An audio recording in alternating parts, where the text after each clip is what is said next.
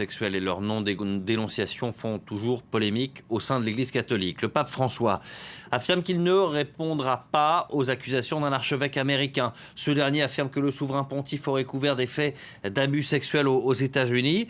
Cela intervient après la visite de François en Irlande. Lors d'une messe à Dublin, d'ailleurs, le pape a demandé pardon pour le scandale et la trahison ressentis par les victimes d'abus sexuels commis par des prêtres catholiques en Irlande. Nofisa Charay.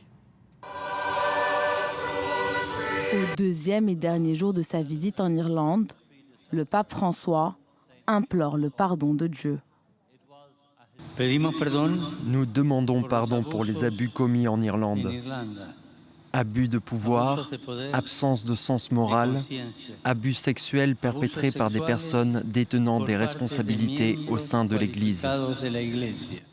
Officiellement consacrée à la rencontre mondiale des familles, la visite papale a été parasitée par les affaires d'agression sexuelle commises par des prêtres. Mais dans ce pays, qui reste le plus catholique d'Europe, des centaines de milliers de fidèles ont malgré tout fait le déplacement pour une messe dans le parc Phoenix de Dublin. Il a apporté beaucoup de changements, ce qui est bien, et nous sommes vraiment ravis d'être ici. Dans le centre-ville de Dublin, autre ambiance.